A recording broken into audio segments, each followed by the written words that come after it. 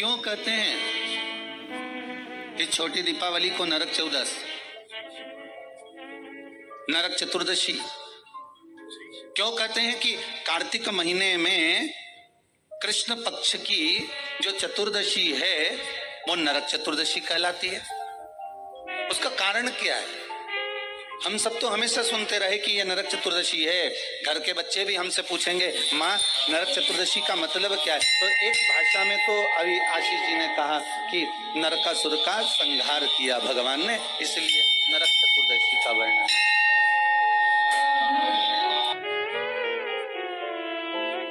केवल एक नरकासुर का संहार करने पर नरक चतुर्दशी का महत्व वर्णन हो, पर हमारे शास्त्र, हमारे वेद, हमारे पुराण हमें जो वर्णन करते हैं महाराज, एक सुंदर नगरी में रांतिदेव नामक का एक राजा निवास कर रहा है। बड़ा सुंदर भाव है महाराज उस रांतिदेव।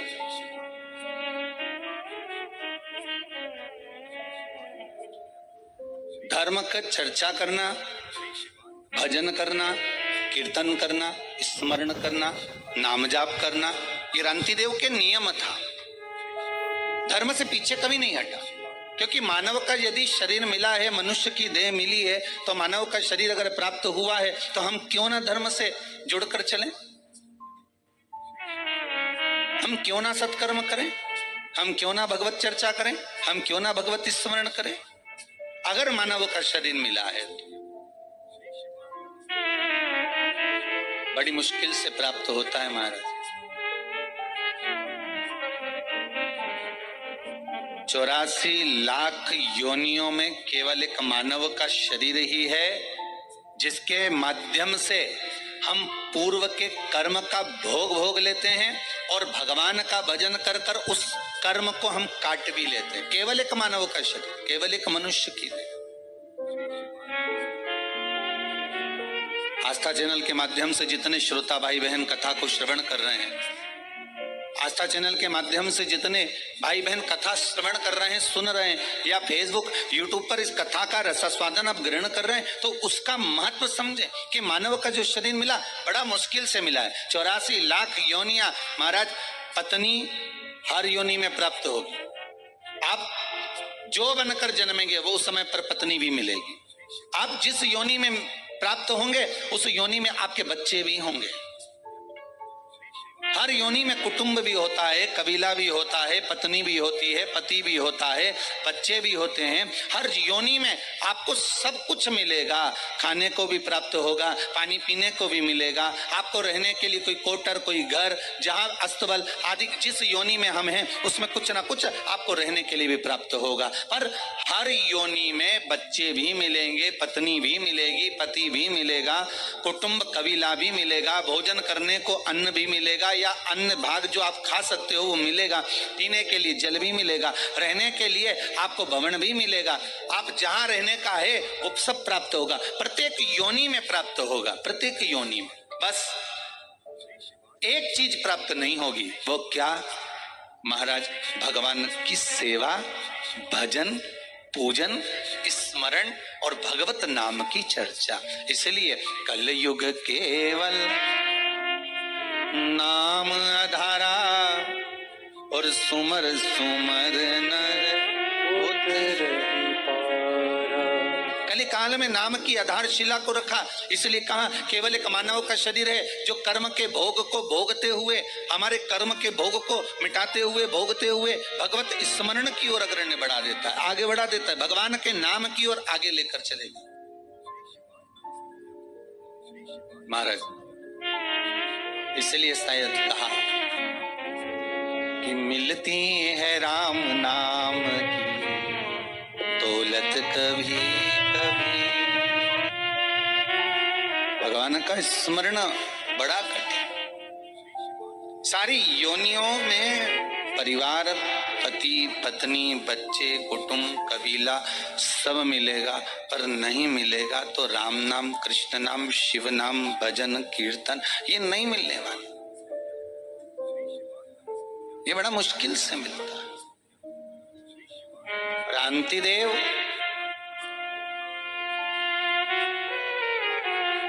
इतने धर्मात्मा राजा थे, हर पल हर घड़ी हर क्षण दान पुण्य संकीर्तन सब करा,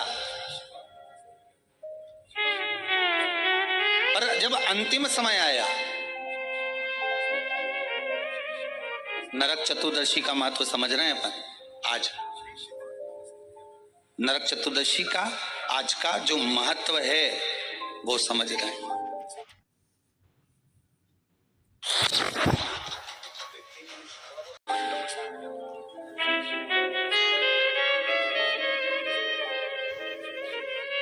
क्या महत्व है नरक चतुर्दशी का?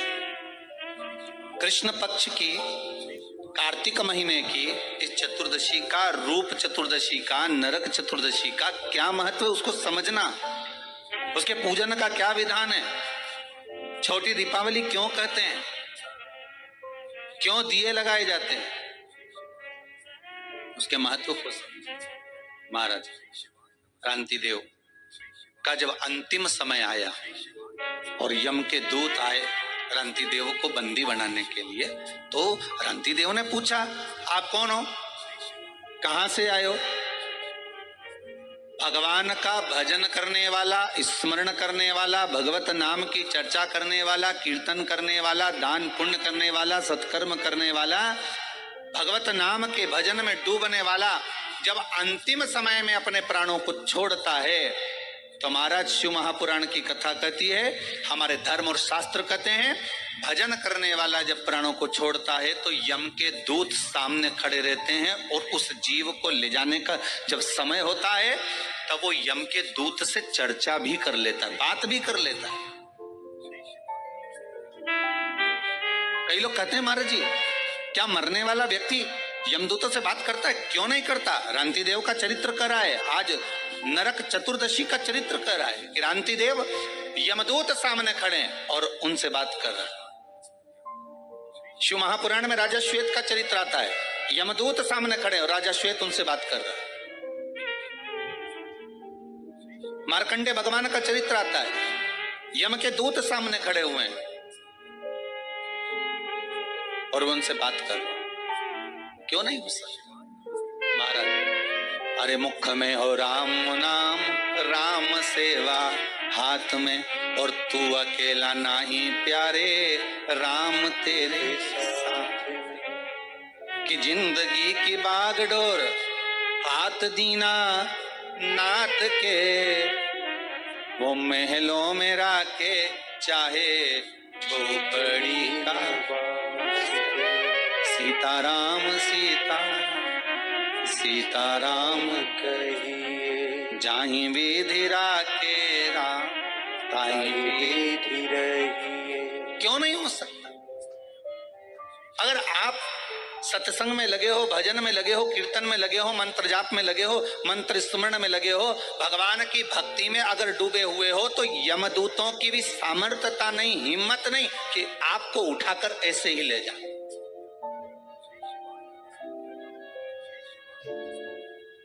यमदूतों की भी सामर्थ्यता नहीं कि वो आपको उठाकर ले जाएं। वहां तो चर्चा होती है, बात होती है कि साहब हम आए हैं, यमदूत सामने नजर आते हैं। कहीं कहीं आप लोगों ने भी अपने जीवन में सुना होगा, जब किसी के प्राण छूटते हैं तो कहते हैं ना कि उनको तो पहले ही भान हो गया था, उनको तो पहले ही मालूम पड़ गया था, उनने तो कह दिया था साहब कि ऐसा हो रहा है। कई बार हम कहते हैं हमारी सहज भाषा में, आप लोगों ने भी अपने जीवन में सुना होगा कि वो ऐसा बोल गया, वो ऐसा कर गया, उसको तो मालूम पड़ गया था, उसकी तो सूचना मिल गई थी, अंतिम समय क्या है उसको मालूम पड़ गया। महाराज आज क्रांतिदेव के साथ वही हुआ। क्रांतिदेव ने पूछ लिया कौन हो? यमदूत। लेने आए हो? हाँ चलना पड़ेगा। बिल्कुल चलता हूँ। कहाँ लेकर जाओगे? नरक। क्रांतिदेव करे मैंने इतना दान करा, पुण्य करा, सत्कर्म करा, धर्म चर्चा करी, भगवत नाम लिया, जगत में मैंने सारा दान पुण्य धर्म सब कुछ करा, और तुम कह रहे हो कि मुझे नरक लेकर जाओगे? ये कहाँ का तरीका है? ये कौन सा तरीका है? कार्तिक महीने की यही चतुर्दशी कृष्ण पक्ष की थी, जिस दिन क्रांतिदेव यमदूतों से बात कर रहे हैं और कह रहे हैं तुम मुझे नरक लेकर जाओ। मैंने पाप कौन सा करा है? भाई व्यक्ति अगर कोई पाप कर्म करे, व्यक्ति अगर कोई गलत कर्म करे तो कहा जाए कि इसने पाप कर्म करा है तो इसको नरक भेज दिया जाए। पर मैंने पाप कौन सा करा है जो मुझे नरक भेज रहे हो? तो कहा महाराज जी आपने 2 पाप करे। कौन कौन से? तो कहा पहला पाप ये कि दरवाजे पर गाय आई, गौ माता आई, दरवाजे पर खड़ी रही, इंतजार करती रही और आपने गौ माता को भोजन नहीं दिया, भूखी चली गई। और दूसरा पाप आपने करा, दरवाजे पर ब्राह्मण आया और आप उसको अन्न भाग ग्रहण नहीं करवा सके, आप उसको भोजन नहीं करा सके। अब रांति देव ने पूछा ये हुआ कब था, ये तो बताओ पहले। अच्छा, सब जगह की फाइलें गायब हो सकती है, सारी फाइलें मिटाई जा सकती है, पर उस परमात्मा के द्वार पर जो फाइल लिखी जाती है उसे कोई मिटा नहीं सकता। मत बुरे कर्म कर बंदे वरना पछताएगा, भगवान की आंखों से तू बच नहीं पाएगा, तू बच नहीं पाएगा। उसको पहचान नहीं सकते। सारी फाइलें मिटाई जा सकती हैं, हर फाइल को छुपाया जा सकता है, हमारा लिखा हुआ हम उसको मिटा सकते हैं, पर परमात्मा की फाइल में एक बार अगर नाम चढ़ गया, कौन सी तारीख, कौन तिथि, कौन पल, कौन घड़ी, कौन क्षण आपने क्या कर्म करा है, वो परमात्मा की खाते में लिखा हुआ है। मेरे भोले के दरबार में सब लोगों, भोले के दरबार में सब लोगों का खाता, और किसी को कोड़ी कम नहीं देता, किसी को दमड़ी। सारी फाइलें उसके पास, चाहे हमारी हो चाहे आपकी हो। रांति देव की अगर फाइल उनके पास में है तो कहा मैंने करा कब था, बता दिया। यमदूतों ने ये फाइल पढ़ लीजिए, चित्रगुप्त महाराज को बुलाया, बता दीजिए महाराज, बता दिया। एक दिन ब्राह्मण आया था, निवेदन करा, तो रांति देव कह रहे हैं ब्राह्मण को मैंने सिंहासन दिया, ब्राह्मण को मैंने बैठने का सिंहासन दिया है, ब्राह्मण के लिए मैंने हाथ जोड़कर निवेदन करा था, ब्राह्मण देवता आप कुछ खा लीजिए, ब्राह्मण देवता आप पानी पी लीजिए, ब्राह्मण देवता आप कुछ ग्रहण कर लीजिए, पर ब्राह्मण ने मना कर दिया था। आप देखिए, लिस्ट उठाकर देखो, ब्राह्मण ने मना कर दिया था। यमदूत कहते हैं भले ब्राह्मण मना कर दिया, पर कुछ नहीं तो मुख झूठा करा देता, पानी ही पिला देता, तेरे घर का बर्तन झूठा तो होना था, तेरे घर का बर्तन पात्र झूठा तो होना था। कितना सुंदर कहा है महाराज। कोई ब्राह्मण यदि आपके यहाँ आए और ब्राह्मण आकर आपके यहाँ अगर ऊपर से जल ग्रहण कर रहा है तो आप ब्राह्मण से कह सकते हो महाराज जी आप पात्र झूठा कर दी।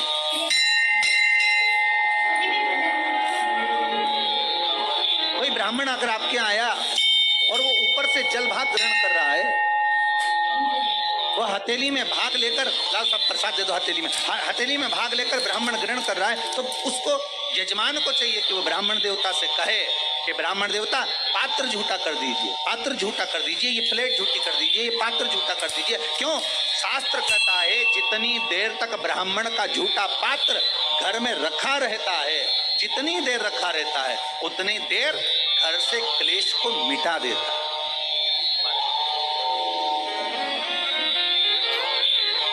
क्यों कहते हैं कि ब्राह्मण का मुख झूठा कराओ, अर्थात घर का पात्र भी झूठा होगा, वो रखा रहेगा, फिर घर की कोई बहू, घर की कोई माँ उस पात्र को लेकर जाती है, जब धोती है, साफ करती है, महाराज उसने अपनी जिंदगी में जितना पाप कर्म करा होता है, मात्र ब्राह्मण के पात्र का, उस पात्र को धो लेने पर भी उसके ना जाने कितने पाप नष्ट हो, कितने। अब झूठा कर लीजिए। मैंने कहा ब्राह्मण देव को, रंती देव कह रहे मैं बार बार निवेदन कर रहा हूं, ब्राह्मण देवता पानी पी लीजिए, ब्राह्मण देवता भोजन ग्रहण कर लीजिए, ब्राह्मण देवता आप कुछ खा लीजिए, पर ब्राह्मण ने नहीं खाया। यमदूत कह रहे हैं आपको चाहिए था कि आप मुंह झूठा कराते, भले पानी का आचमन ही करा दे। अब देखिए आचमन करा, अब पानी का भले आचमन करा दे, पर करा एक दूसरा, गाय तुम्हारे दरवाजे पर आई और आपने गौ माता को रोटी नहीं दी, आप गाय को भोजन नहीं दिया। रांति देव हाथ जोड़कर बोले, महाराज आप ये गलत कह रहे हैं कि मैंने गाय को रोटी नहीं दी। महाराज मैंने गाय को भोजन नहीं दिया, आप ये गलत कह रहे हैं। मेरे द्वार पर गाय आई और मैंने गौ माता को भोजन दिया। आप देखिए, आप स्मरण करिए, भगवान यमदूत कहते हैं गाय आपके दरवाजे से भोजन कर कर चली गई थी, पर कुछ समय के बाद गाय फिर दरवाजे पर आकर खड़ी हो गई थी, उस समय पर आपने उसको भोजन नहीं दिया। महाराज जब एक बार दे दिया तो दूसरी बार कैसे देते? यमदूतों ने कहा, परमात्मा एक बार आपको सुख दे देता है और उसके बाद परमात्मा आपको सुख देना बंद कर देता है, तो क्या आप परमात्मा से वापस सुख नहीं मांगते? क्या परमात्मा से वापस सुख नहीं मांगोगे कि हे प्रभु, हे भोलेनाथ, हे मेरे नारायण, हे मेरे राम, हे मेरे कृष्ण? एक बार अगर आपने सुख दे दिया और सुख देने के बाद फिर वापस वही की वही लीला चालू हो गई, वही हमारा कर्म का दुख हमारे सामने आ गया, तो क्या भगवान से वापस सुख नहीं मांगोगे कि हे भगवान हमें वापस सुखी कर दीजिए, वापस ऐसी कृपा कर दीजिए कि हमारा वैभव, हमारा धन, हमारी प्रतिष्ठा, हमारा यश, हमारी कीर्ति पुनः वापस स्थापित हो जाए? रंती देव, गाय अगर एक बार भोजन कर कर चली गई और दूसरी बार पुनः तुम्हारे दरवाजे पर आई है, तो तुम्हारे दरवाजे पर तुम्हारा कल्याण करने के लिए तुमने उसको भोजन नहीं दिया। क्षमा करिएगा, मुझसे गलती हो गई, इसलिए तुम्हें नरक भोगना पड़ेगा। रांति देव ने कहा, नरक अगर भोगना तो मेरा पुण्य कहाँ गया वो बताओ। पुण्य तुम्हारे सामने, तुम्हारे पुण्य के बल पर मांगो। तुम वैकुंठ का भोग भोगोगे कि कुछ और मांगना चाहते हो? इतने में रांति देव ने कहा, अगर मेरे पुण्य का भाग देना चाहते हो तो केवल मेरे जीवन में 1 वर्ष के लिए मृत्यु को टाल दीजिए। 1 साल मेरी मौत ना हो, मेरी मृत्यु ना हो। 1 वर्ष? हाँ, क्या करोगे? रांति देव ने कहा, जो नहीं कर पाया वही करूंगा, आप 1 वर्ष के लिए मुझे पुनः मेरा जीवन दे दो। भगवान यमदूतों ने कृपा करी और यमदूत उसको छोड़कर 1 वर्ष के लिए दे दिया उसका पुण्य का भाग। रांति देव नरक को जीत लिया, वो 1 वर्ष के पुण्य के बल।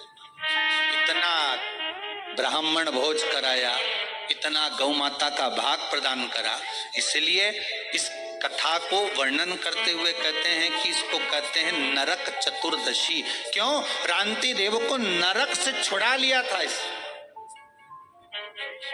कई बच्चे पूछते हैं कि नरक चतुर्दशी का मतलब क्या, नरक चतुर्दशी का मतलब क्या? बताना पड़ेगा कि रांति देव को नरक से छुड़ाया था। आज फिर रांति देव ने क्या करा?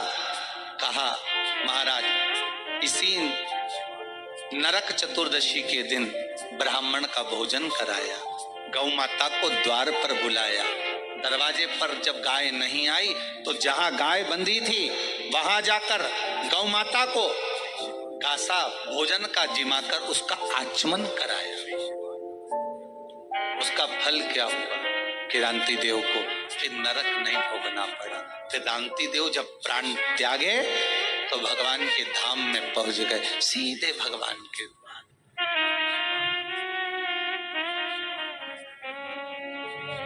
सीधे भगवान।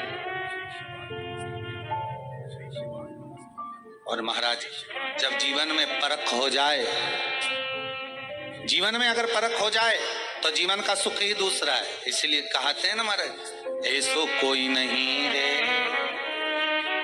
या हीरा को परखइयो राम, कोई नहीं रे। राजा रांति देव नरक से बच गए। इसलिए कार्तिक महीने की कृष्ण पक्ष की सुंदर चतुर्दशी तिथि को नरक चतुर्दशी कहते हैं महाराज। और दूसरा नाम है महाराज रूप चतुर्दशी। क्या नाम है? रूप चतुर्दशी। बच्चे पूछेंगे, मम्मी इस दिन क्या जितने लोग भी रहते हैं सबका रूप चेंज हो जाता है क्या?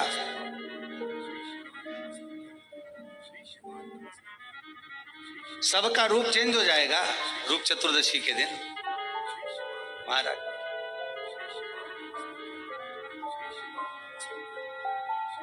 काले काले गोरे हो जाए महाराज, और गोरे गोरे काले, तो मालूम पड़े सबका रूप चेंज हो जाएगा क्या? नहीं। फिर कहेंगे क्रीम की चमक मात्र 15 दिन, 20 दिन, 3 महीना, 4 महीना रहती है, पर अच्छे कर्म की चमक जीवन भर रहती है। मरते तक भी आपका चेहरा चमकता रहेगा अगर कर्म की चमक है, अच्छा कर्म का। महाराज रूप चतुर्दशी का नाम रूप चतुर्दशी क्यों रखा, क्यों नाम पड़ गया रूप चतुर्दशी? तो कहा कार्तिक महीने की कृष्ण पक्ष की सुंदर ये चतुर्दशी रूप चतुर्दशी इसलिए कहलाई कि एक सुंदर नगर हिरण्यगर्भ नाम का एक नगर है जहां पर एक योगी रहता है। वो अपनी साधना में मस्त है। एक बार एक सुंदर नदी के तट पर गया और भगवान का भजन करने के लिए तल्लीन हो गया। और एक बात बहुत ध्यान से सुनिएगा, इस रूप चतुर्दशी की कथा को, आज की कथा रूप चतुर्दशी की अगर आप सुन रहे हैं तो उसको ध्यान लगाकर सुनना कि वो योगी जब योग करने के लिए गया, साधना करने के लिए गया, तप करने के लिए गया, तो महाराज तपस्या करने, योग करने बैठ तो गया, बैठ गया वो साधना करने के, पर साधना करते करते करते करते जब बहुत समय आ गया, बहुत समय हो गया, सिर पे जूं पड़ गई, शरीर में बारीक बारीक कीड़े पड़ने लगे, उसके वस्त्र में, उसके शरीर पर बारीक बारीक कीड़े पड़ने लगे, मस्तक पर जूं पड़ गई।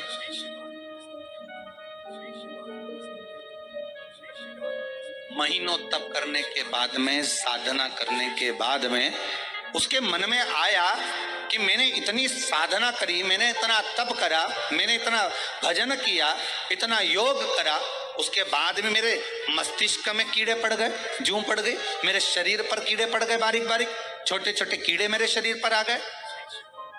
आखिर क्यों? शिव महापुराण की कथा कहती है जो भगवान के भजन में लगा रहता है, जो सत्संग में लगा रहता है, जो भगवत कीर्तन में लगा रहता है, जो भगवान की भक्ति में सदा तल्लीन रहता है, उसके शरीर से दुर्गंध नहीं आती, उसके शरीर से बदबू नहीं आती, उसके शरीर से अगर तगर चंदन की खुशबू आती। उठाकर देखिए श्रीमद् भागवत में पूतना का चरित्र।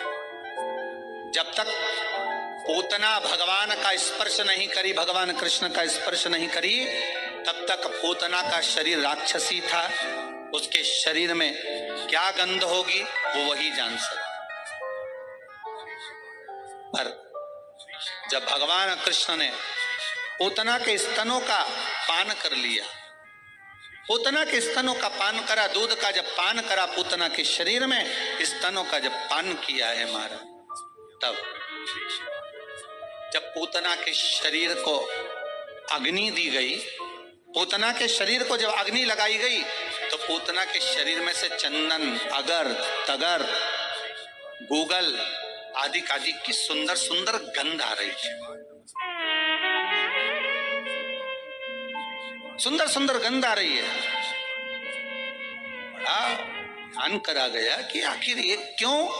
तो कहा अंतिम समय में पूतना का जो चित्त था, अंतिम समय में पूतना का जो मन था, अंतिम समय में पूतना जब प्राण त्याग रही थी, तो भगवान कृष्ण का मुखाग्रविंद देख रही थी, उस रस तत्व को ग्रहण कर रही थी, उस रस तत्व।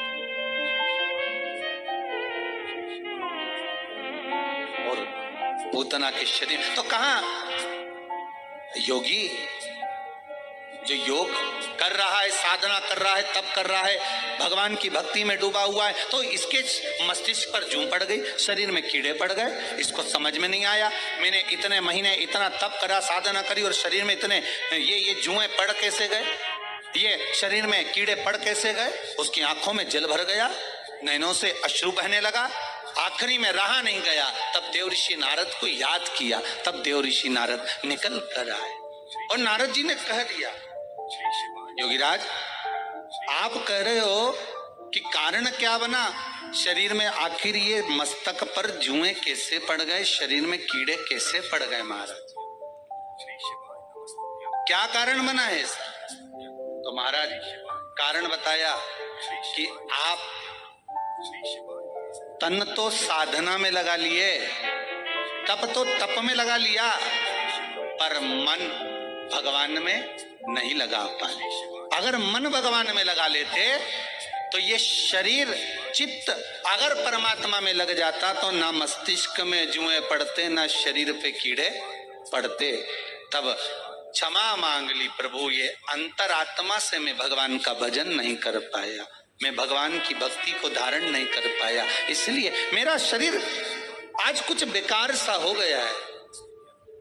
यही कार्तिक महीने की कृष्ण पक्ष की यही चतुर्दशी तिथि, जिस दिन योगी राज ने नारद जी से पूछकर सुंदर उपटन को तैयार कर कर शरीर पर मल कर स्नान किया और स्नान कर कर भगवान नारायण का स्तमन पूजन किया, तब जाकर वो योगी राज वापिस सुंदर काया को प्राप्त करे।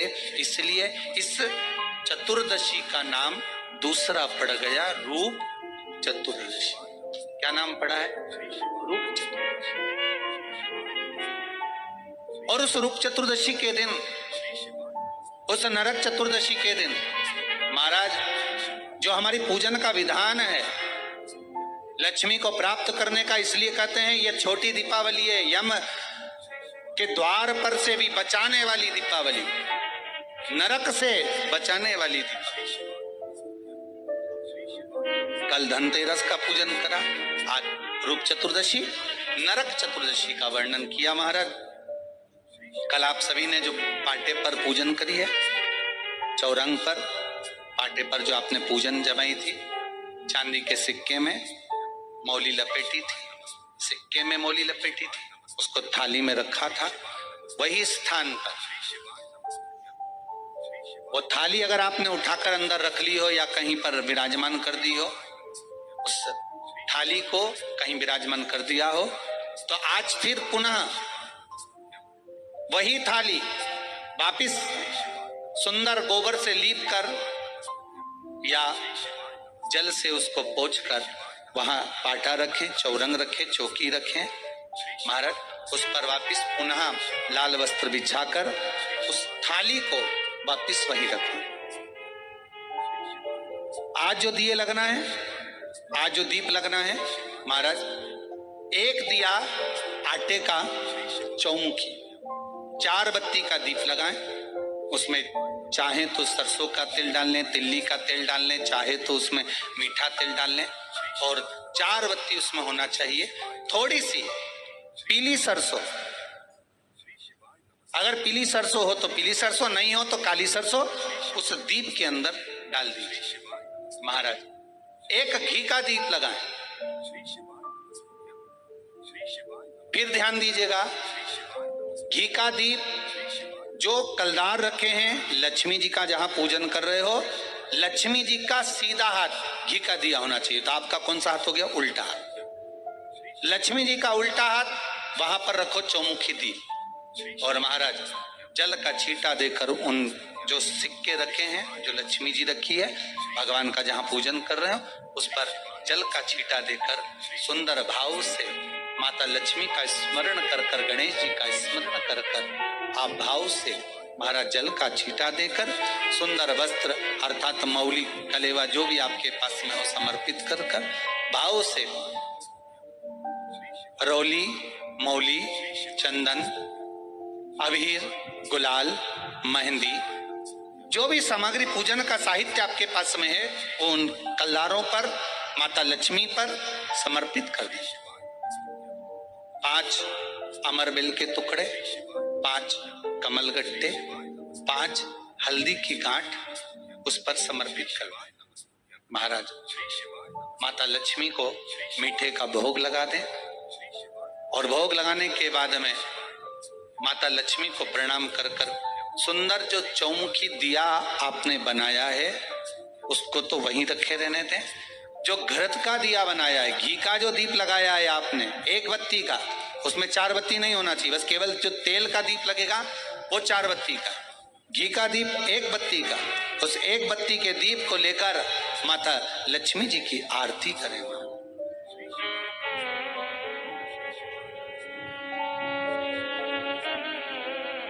माता लक्ष्मी की आरती कर और माता लक्ष्मी की आरती कर कर उनका अनुमोदन कर कर, उनको प्रणाम कर कर, निवेदन कर कर, नमन कर कर जब दीप को रख दें तब माता लक्ष्मी के सम्मुख में अपनी झोली को पसार कर प्रणाम करें। माता लक्ष्मी से निवेदन करें, हे मां आप रूप की देने वाली हो, आप नरक के भोग से छुड़ाने वाली हो। हे मां आज भगवान नारायण के साथ आप हमारे यहाँ सदा के लिए विराजमान हो। अपने इष्ट देव, अपने कुल देव, अपने पितृदेव का स्मरण करें।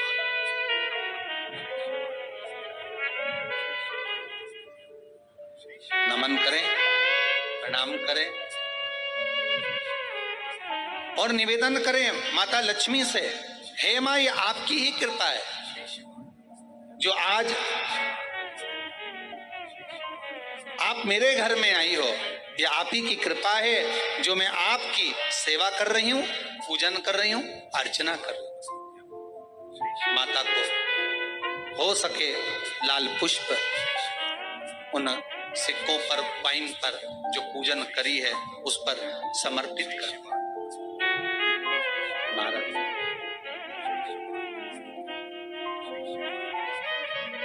प्रणाम करने के बाद घी का दीप वहीं रखें और जो चौमुखी दिया है, दीप है, उसको उठाएं। पूरे घर में घुमाने के बाद में सारे द्वार खोल दीजिए और सारे घर में घुमाने के बाद में जो मुख्य द्वार है उस मुख्य द्वार के बीचों बीच उस दीप को रख दीजिए। प्रणाम करिए, वापिस आ जाइए। महाराज द्वार थोड़ी देर खुले रखिएगा और माता लक्ष्मी का स्मरण करिएगा, माँ को प्रणाम करिएगा। भाव से, आनंद से आज अपन सब ने सुंदर भाव से रूप चतुर्दशी और नरक चतुर्दशी के महत्व को जाना है। ये 5 दिवसीय है दीप पूजन, दीपावली का पूजन, 5 दिवसीय जो सुंदर लक्ष्मी जी का सुंदर पूजन का विधान हमारे यहाँ 5 दिवसीय दीप महोत्सव मनाया जाता है। उसमें से दूसरे दिन की कथा को आज विराम देते हुए बड़े भाव से, आनंद से आप सभी को रूप चतुर्दशी की, नरक चतुर्दशी की बहुत बहुत छोटी दीपावली की बधाई हो। संपूर्ण भारतवासियों को, देश विदेश में विराजमान सभी श्रोता भाई बहनों को बहुत बहुत साधुवाद करते हुए आप सभी को छोटी दीपावली की बहुत बहुत बधाई। कल कथा के क्रम में दीपावली के पूजन को, महत्व को जानेंगे और दिवाली का पूजन क्यों होता है, दीपावली के पूजन का क्या क्रम है, कैसे पूजन करना चाहिए कि हमारे घर में वर्ष भर तक लक्ष्मी हमारे घर में विराजमान हो, सब कार्य सफल हो। उस भाव से कल दीपावली की पूजन की महत्वता को